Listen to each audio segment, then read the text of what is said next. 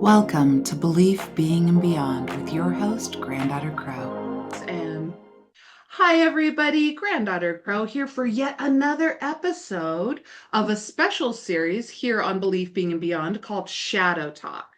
Now, if you've missed out, we have another video. This is our second video on this series, and we're going to end out this series with a live. So keep track of what we're doing.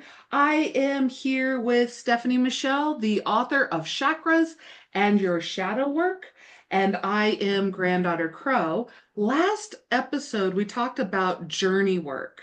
And I said, hey, my husband, Jeffrey Gray, is the one who wrote all of that. So we have a special guest for you guys today. He is Asa True, which means he is on the Norse path, sworn to Odin. And he is a musician, bass player, alchemical bass. He's traveled all around America, Canada, USA, Canada, for years since he was a teenager, playing in different bass guitar bands and all of that kind of stuff.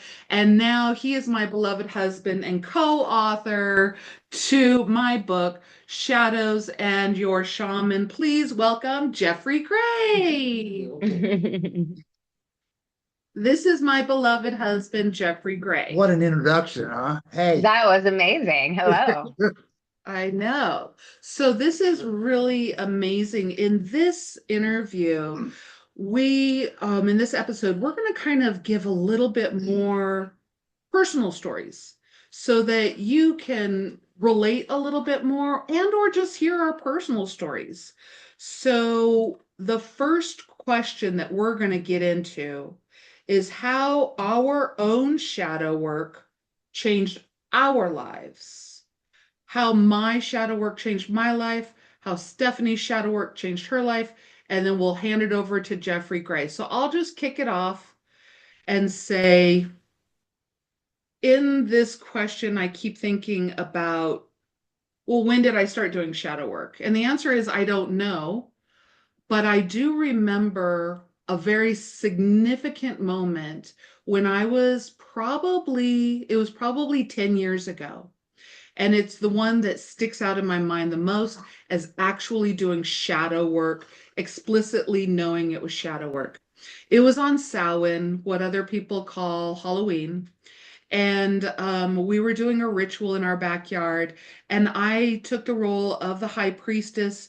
I wore a cloak so I didn't see who was standing in the circle. And I went around and I just read the energy. I didn't know who I was standing before. That's a lot of energetic work to do. You know, Stephanie, you know that it's a lot of energetic work to do.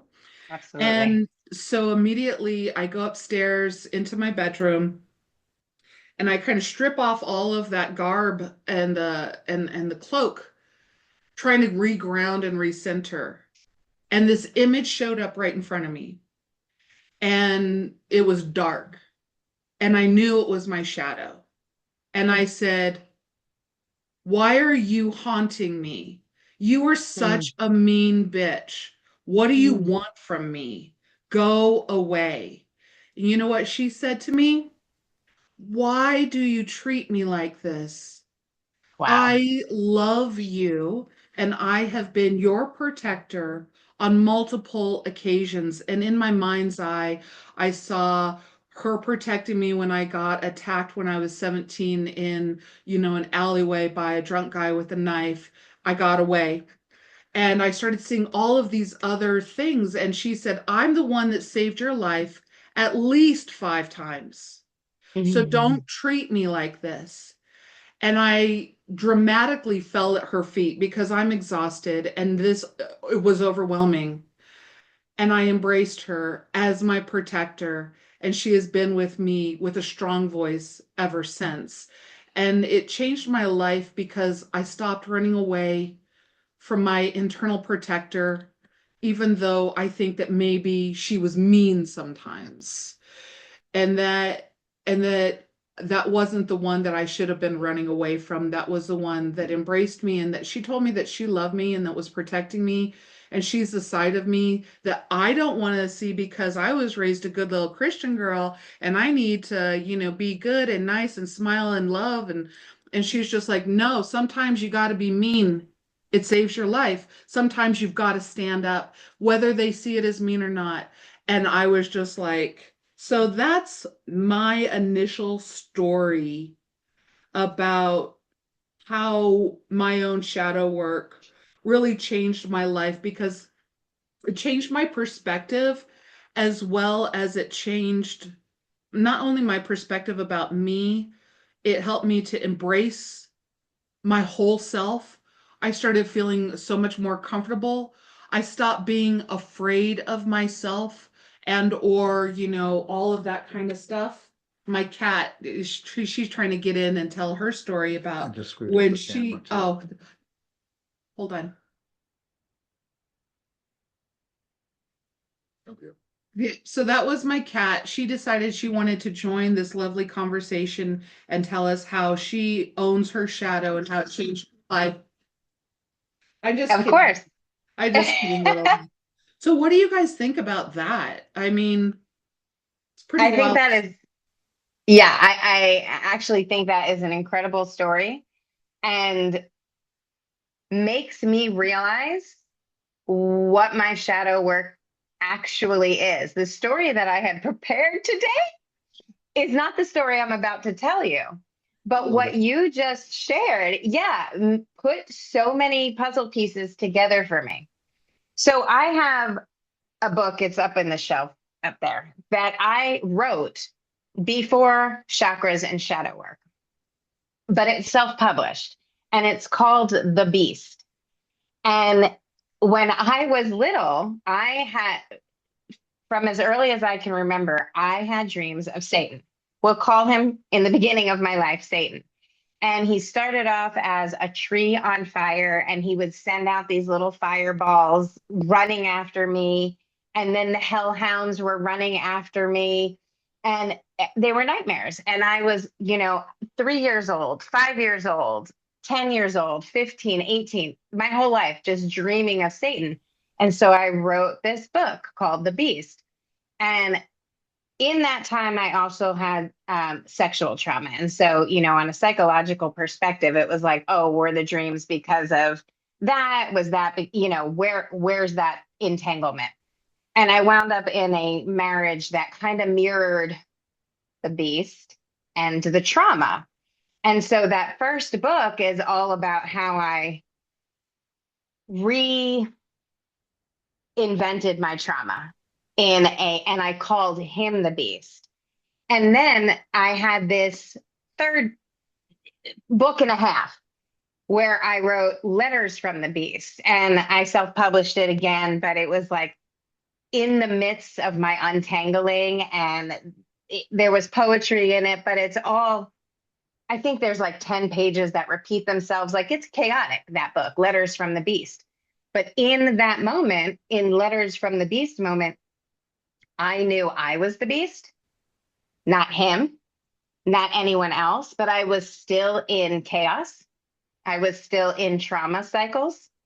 And it wasn't until my 40s where I had that meditation, that vision, that journey that I shared with you, the Rose Garden, which is in chakras and shadow work. And the very first time I was gifted with that journey, I unzipped, took off my skin and threw it in. It was a big brick oven and I threw it in there. And I remember carrying it and it was heavy in this journey. And I threw it in there and I sobbed and sobbed and sobbed. And ever since that moment, and I didn't even realize this until you just shared your story, but ever since that moment, I knew that that was when my shadow work began, but I didn't realize the mirror of Lucifer because all of a sudden Lucifer started showing up in my life, no longer Satan. And I realized that as a Capricorn, I didn't even, it was not conscious knowledge that as a Capricorn, I was the devil in tarot. And it was, he just kept showing up and he kept showing up. And this time he wasn't he wasn't scary, and he wasn't asking to overcome me, and he wasn't asking to, because in those dreams, part of it was be my wife, stay with me, all those kind of scenarios that they say the devil does, like manipulate you, which is why I put it on my first marriage. But in my 40s, as Lucifer would show up, I remember he showed up in a healing. And what happens when I'm doing these energetic healings is when I go to the person's feet, a deity, a god, somebody always shows up at the head. And it was Lucifer. And he was big and bright and all of the things. And we're having this conversation over this person's body. And he was basically saying, I am you. We are morning light. We are self-empowerment. We fight for ourselves. And I was crying. And of course, it was relevant to the person that I was healing. And we had this beautiful conversation. But I didn't realize in that moment, and literally until I knew that I had been working with him and that he was a protector. And what he did was fight for your soul. And he fights for your personal light and personal empowerment. But I didn't realize that I had married those two things. No longer was I Satan. I was now Lucifer. So I was Lucifer Morningstar M. I am that resolved energy and not that demonized energy. And thank you, because that is amazing. I love that because, a lot of people bastardize, demonize, all of that is Lucifer, when Lucifer is the morning star, is the one that questioned authority, is the one who said, eat from the tree of the knowledge of good and evil, all of that kind of stuff. And I love that we're talking about shadow, because shadow too is bastardized, demonized, shoved under the rug, when really it is our morning star. That's an inspirational. Yeah, go ahead, go ahead. And what I had realized this, but again, I didn't put it all together until just now. There was a moment in 2022 where I once again saw the hellhounds, but this time in 2022, they said to me, "We're here for you. We love you. We work with you." And I was like, I was crying, like I was sobbing. And just what a beautiful gift you just gave me to be able to put all of those experiences together. I was going to go somewhere completely different with it. Yeah. I love it. Yeah, this is why we have these conversations. And, for the listeners, do your research about the shadow, about everything that we're talking about. It is taboo, but if you're listening to this show, something is making a little sense that, this is our protector, and it has been given a lot of negative connotations, I believe, because a lot of people don't want us to question, they don't want us to protect ourselves, et cetera, and so forth. Another conversation for another day, whether those people are consciously doing it or just doing it because it happened to them, whatever. So anyway, Oh, yeah, I know. Look at yeah. that. I can't wait to hear what the readers and the listeners have to say. Yeah. Yeah. Absolutely. I think it's beautiful that both of you, shared basically a ritual experience, you know, Yeah. coming through at this point. And I think it's interesting because I do believe, I mean, it has been demonized so much. And there's a reason for that, because it can be such an empowerment for us. Hmm. One of the things that I was reading, your book, and do I need to hold it up? You're fine. You can hold it up if you want to. One, Chakras, just one. Chakras and the Shadow by Stefani Michelle. I love it. I love it. So I was reading your book, and one of the thoughts that came to my mind is so empowering to get, to get a grip on your, on the shadows side of yourself, so much so that I mean, they have tried to shave it off. They've demonized all of the old gods and goddesses, I mean, they Right. automatically became demons and taboo, spirit for us to connect with. And I'm thinking, you know, at least in our community, and that's one of the things that really attracted me to neo paganism when I first got turned onto it and being around these folks was it's like it was such an accepting society, you know. Mhm. And I was looking around and I was like, just because you're not, captain of the baseball team or, because you're not a movie star, you you still have power. And I think one of the cool things that both of your books brings out is that empowerment back to the people, Yeah. because Yeah. we really need it right now. We really, Yeah. really, really need it right now. So Yeah. I think that's Thank beautiful. We were talking about it, Thank you. and I was like, I feel like we're putting something into the mix that's going to help, not, and I'm not limiting to everybody that, walks the path like we walk it. Just, I mean, just our general population, the people, you say the people, and I'm talking about, the people. And our shadow books are throwing something into the mix that's really well needed, here at this time. So, Jeffrey Gray, how did your own shadow work change your life?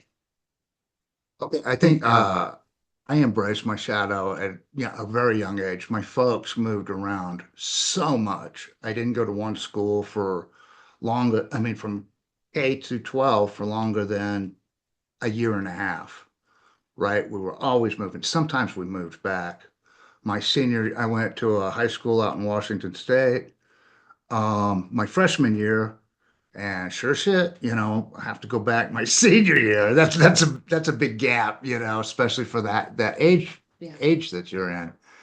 Um, so I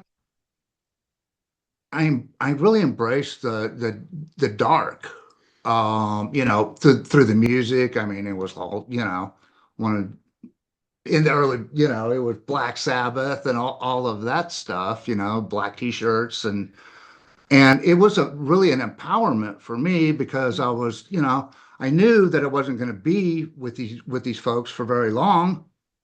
So it was just easy. I spent a lot of time by myself. I got used to being by myself, and it reflected in life after that because I didn't have any problems, grabbing a one-way ticket to a band audition up in Havre, Montana to go play, up in Canada for a year and a half, 90 days at a time.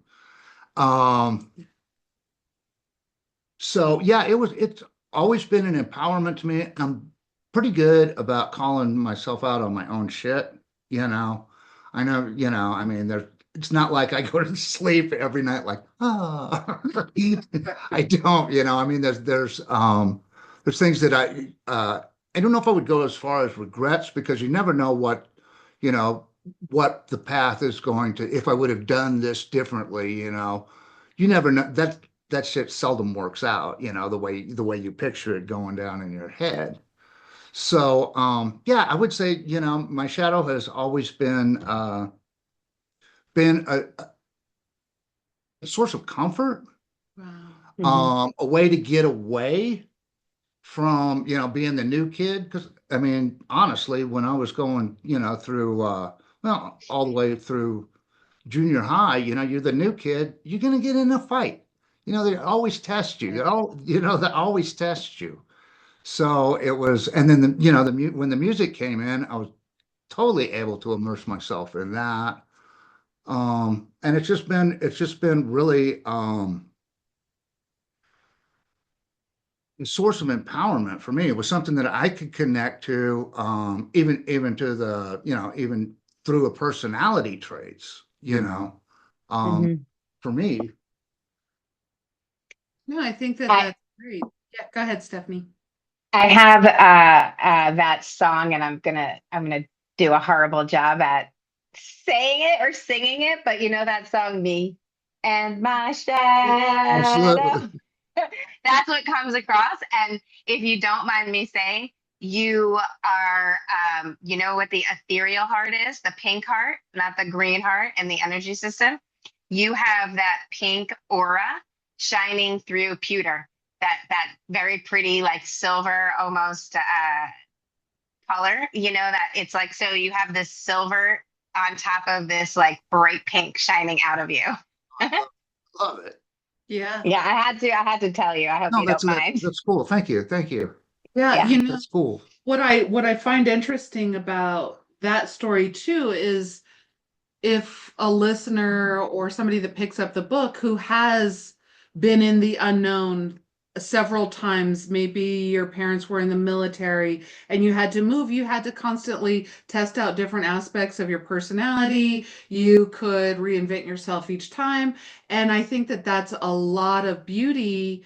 Mm. Even though that's hard, there's a lot of beauty in that shadow work because a lot of times our shadow will come to us because the social group that we are in tells us that's not what we do. We don't eat with our elbows on the table. We don't say bad words. We come home at 9 o'clock. We're in bed by 10. All of these things, which I mean, work in different societies, but at the end of the day, if you keep changing societies, it's a little bit, well, it's really traumatizing and scary, even though you don't take that. You're just like, yeah, it was fun. That's because he's just like that. I would have been sitting here crying, and then my family moved again, and he's just like, it was really cool, but that's that pink heart. But I think that it's really Right. interesting because it actually points out this idea of sometimes we hide our shadow or keep it hidden because of the stagnant social group that we are in.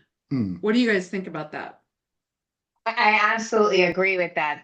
And I think that's why I had those experiences as, Satan, because when I was young, if you think like this, you're the devil. If you do, I mean, I grew up, as you know, in a metaphysical society. I was always a pagan. I didn't, become a pagan. I was born a pagan. And so it was very demonized. And so I think because society was doing that, I lived very much out of balance. And what I'm hearing Jeff say is that he was able to embrace it and live in balance and navigate who he was in the pink and in the pewter. And he was able to play with all of it, which is a beautiful thing because we have a triad of dynamics, and it's very cool. I love all of it. I think that all of our experiences are electric. Yeah, I agree. electric. I agree. I Yeah. absolutely agree with that. So let's move on to our next question, and we'll do the round robin again. How we discovered our unique path for doing shadow work. For me, I would identify my unique path as shamanism. And how I discovered that was working one on one with people as Granddaughter Crow. Now, crows are also taboo. I mean, we have the raven, they're kindred. We have the raven as one of the taboo animals in the shadow work. So it's kind of funny because I'm Granddaughter Crow, a lot of what would be considered love and light readers, if somebody came to them and said, I want to do shadow work, they would say, go see Granddaughter Crow. We don't touch the shadow. Go see Granddaughter Crow. And I'd be like, come here, fair child. No, I'm just kidding. Have a cookie. No, I'm playing. But Our house is made of gingerbread. yeah, our house is made of gingerbread. Yeah. I'm coming over. That's right. That's right. And so for me, I had to find a way to relieve their taboo of approach and their fear of the approach. So I thought about it and I'm like, what would this look like from a shamanistic perspective? What would this look like from an organic perspective? And I remember just standing outside one time going, oh, well, shit, everything has a shadow. Mm. Mm-hmm. Everything that the light hits has a shadow. And my spirit calmed down, and I started saying that to people, and their spirit calmed down and went and decided to go along this journey. So that's kind of how it's more, it takes away this humanized, demonized, bastardized, whatever it is, and really empowers by saying, you are just like the tree, you are just like the moon, you are just like, everything that casts a shadow is and only can do so because it's in the light, and so are you. So celebrate both sides. And so that's kind of my story of how I kind of discovered how to do my unique path work is as a shaman. It's like, well, just look at the natural world and realize that my cat is not ashamed of jumping up in front of the screen, and my little self should not be ashamed when I do things like that too. It's not about shame or blame. It's really about getting to know who you are and your enlightenment. And it's so funny to me that a lot of the enlightenment comes through the shadow. Mm-hmm. Totally. I have learned so much by doing this work. I have been opened up and enlightened so much by doing this work. I, similar to you, found my unique path through my natural gifts. And I have a background in yoga and Reiki. And so, working with the chakras, I've been working with them. uh, I became an ordained minister, interfaith minister in 90. I always get this year wrong. I think it was 96. Either way, that's when I really started working with the chakras. It went because in that path, I became a Reiki master. And to be honest with you, I didn't, I stumbled, I fell into shadow work. I crashed into it, mud all over the place. And how that happened, I shared, the journey that I love it. From now on, it's journey work. I shared the journey that I did with the Rose Garden. And it took a couple of years. And I found myself in another duplicate relationship because I hadn't done the healing yet. And this one, of course, was darker because, I was trying to recreate some stuff. I don't know. But I was laying in bed one night and I put my hands on my heart. And I do believe this is in my book, but this is how it occurred to me that I was doing shadow work because I didn't even know I was doing shadow work. And I just kept going. I love myself. I love myself. I love myself. I was in a physically abusive relationship at this time. And so I knew that I had underlying self-hate because of all of that history. I knew, and it was subconscious that I knew I had this underlying self-hate. I had an underlying vibration of rage. I had an underlying vibration of anxiety. I had an underlying vibration of depression. I had an underlying vibration of just all of those things. And I kept repeating my trauma. I kept repeating my trauma. And so I was really ready to get out of it, and I just had to start with my heart. And I just had to start with, I love myself. I love myself. I love myself. And it took me about 6 months of consistently doing that every night.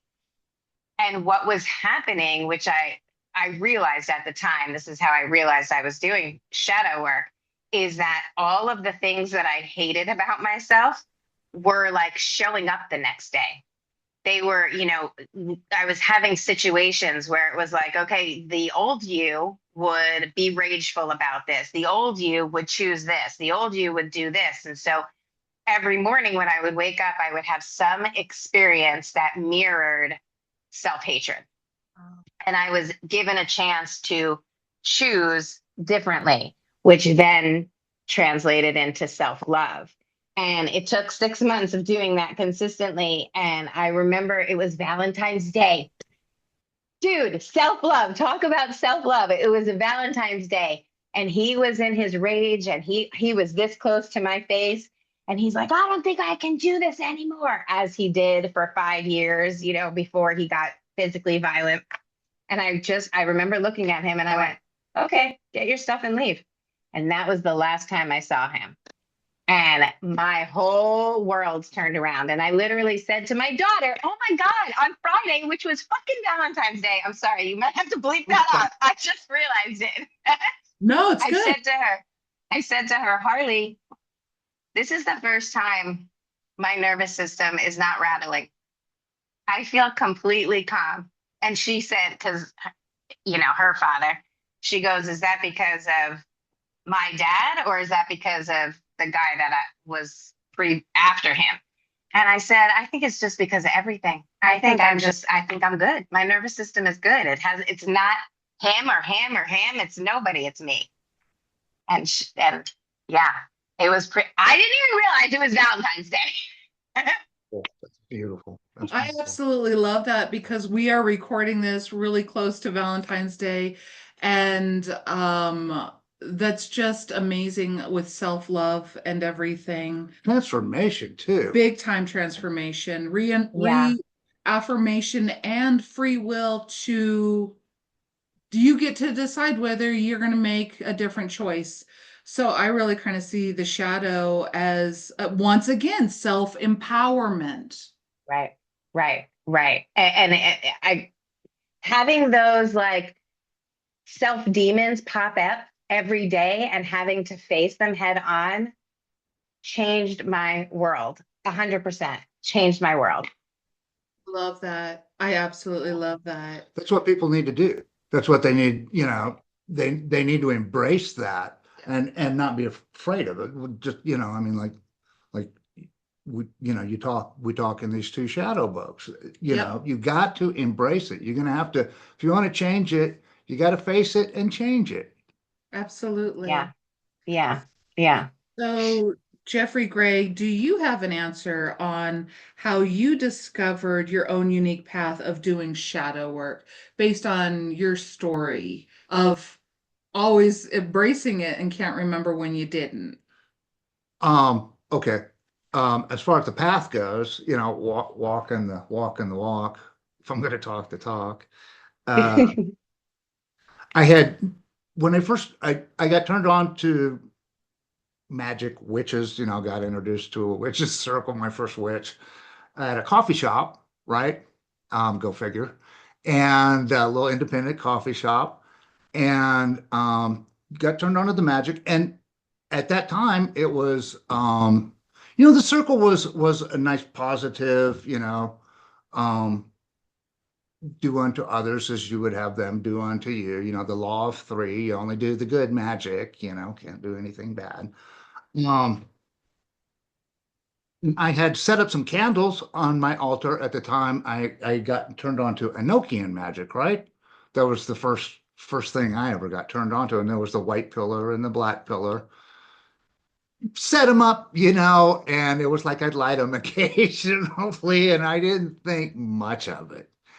And when I came to my moment of spiritual enlightenment, it was the most terrifying thing I've ever experienced in my life. And, since then, it was, I mean, it was scary. It was, I heard, and, I was broke. I was living in a trailer, had gotten divorced and was like, I'm going to do this on my own and see what it looks like. And it wasn't very pretty, but I was getting through it. And that's one of the other things that brought me to the magic. Number one, I wanted to find out, is this stuff real?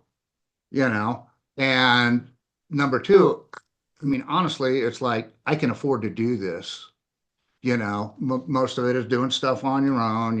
It's up in here was my thoughts at the time. So it was, a nice alternative to sitting around by yourself while, flipping through. But back then, the remote and just constantly flipping through the TV channels, all 113 of them. So I hear something in my it was a trailer. So I hear something in my trailer. Somebody's in there, right? And I hear them tapping across, from one end of the trailer coming next to me, and it woke me up, and I was terrified. I mean, I rolled or just kind of poured myself out of bed, um, grabbed my gun, right? It wasn't loaded. There was no way I would, I was like, well, I'll poke them. They'll see me with the gun, and that's gonna deter some of it. And if nothing else, I'm gonna try to poke this barrel through their chest. It was that real. So I get up and finally got myself together enough to walk through and even walk outside, and there was nothing. There was nothing, and I was like, okay. I was up for another 3 hours, got that 45 minutes of sleep before you have to go to work, and went to work, came back, and I had these goldfish, right?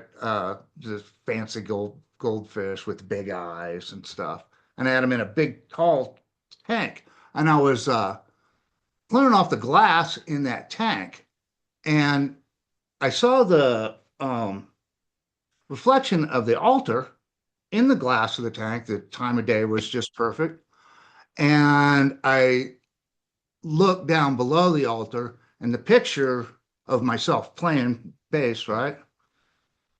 That was on the other side of the window and on the other side of the room than the altar. All of a sudden, it was like it was in a cheap plastic frame. And that's what I heard clapping along the wall and had fallen beneath that altar. So, Mm-hmm. yeah, yeah. So, that was, that was my moment of enlightenment. And I could tell it was a female inner, what I would call goddess energy. And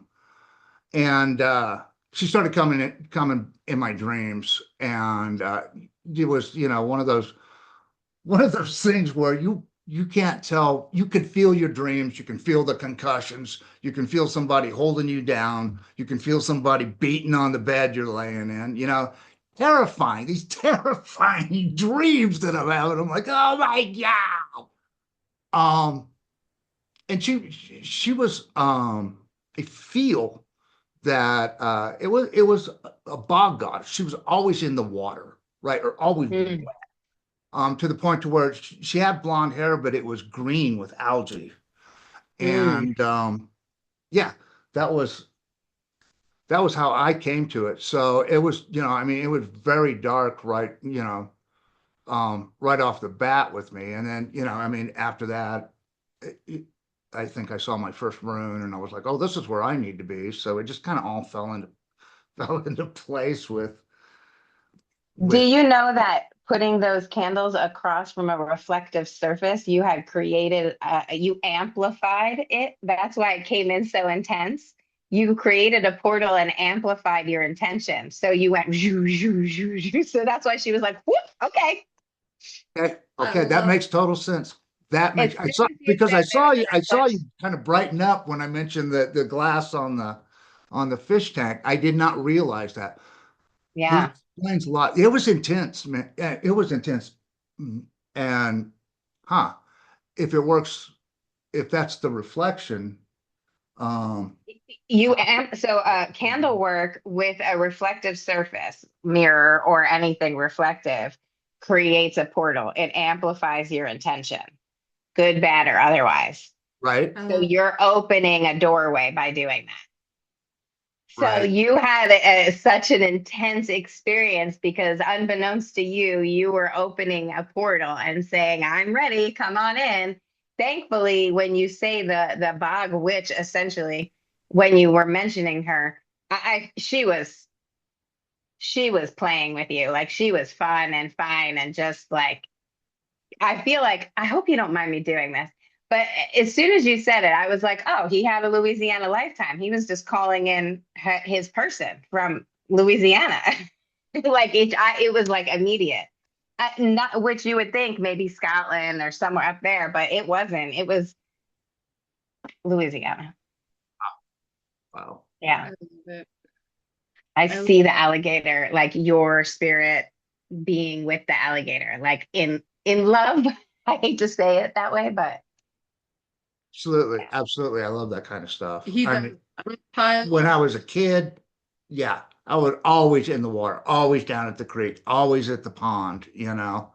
Yeah, And that makes unfortunately, sense. yeah, that does make sense. Wow, that's cool. Picking up reptiles of all shapes and sizes. Yeah, oh yeah. I used to drag That stuff. makes so much sense because the way I see the pewter and the pink is almost like it's like the pewter is this reptile texture and the pink is coming through all of those like Between the spikes. scales. Yeah, exactly. I That makes love so much sense. I love Yeah. it.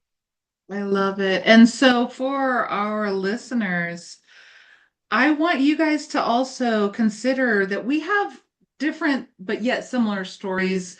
I think that the outcome is all pretty much the same: empowerment, enlightenment, protection. The experience is unique to you. So it looks like we're coming up on time. Stephanie, is there any last thing that you want to share about this topic in this episode? Then we'll hit you, Jeff, and then I'll wrap it up. Okay. I just think that there's shadow work is such an important topic for all of us, and it's so unique for all of us. And I love that you have invited me into your space, and I get to do this with you, and I have this opportunity to spread this because I know for me it has completely transformed my life. Absolutely. And it just makes sense because we kind of balance each other out with a lot of this stuff and add on. Yet we're coming at it with the same understanding, but we're approaching it in different ways to help you, the listener, be able to go, oh, well, there's not just one way. And in my first initial interview with Stefani Michelle, way back in 2024, she said on my, oh, one size does not fit all. And I'm just like, you are right. And so you're a perfect fit. You're a perfect fit. So thank you. So, Jeff, is there any last words that you want to do about the shadow that you'd like to share with the listeners? Um, I think it's just real important to get to know your shadow, to do the work. And it's funny because when I was reading your book, Stephanie, I was like, no wonder these two vibe so well together. You know, no wonder. So yeah, do the work, you know. There are a lot of people in the world right now that are not, they're never going to get to know their shadows because they hide their spirits behind other beliefs that Right. give them, an out for having, this, or their shadow doesn't even exist. Let's blame it on Lucifer, or um, Right. No, yeah. yeah, you know Blame what? it on somewhere. Yeah, Yeah. yeah. Just Give it to somebody else, give it to something else, and walk away from it. And I think it's real important for people to think for themselves, Yep. to know what is it, to know oneself, Yeah. to know No, if you know thyself, you know the universe. yeah, Yeah. yeah. And I'll just leave it with that, Yeah. Can't top that. You can't top that. I mean, knowing the universe, you can't top that, people. Can't top. You can't. right. What I would say is that once again, there's many different approaches. But if you're listening to this, I ask you to be curious and find your own approach. Pick up Chakras in Your Shadow Work by Stefani Michelle. Pick up Shamanism and Your Shadow, written by me, and The Journey Work, written by my beloved husband, Jeffrey Gray. As scary as it is, it will lead you to enlightenment. It will Yeah, lead you to absolutely. enlightenment. So thank you everybody for once again watching. Please like, subscribe, hit all the bells and whistles. Share this with people that you think are going to go, oh, that makes a lot of sense. My best friend, my mom, my husband, my ex-husband. No, I'm just kidding. Don't share with your ex. I was just playing. I was just playing.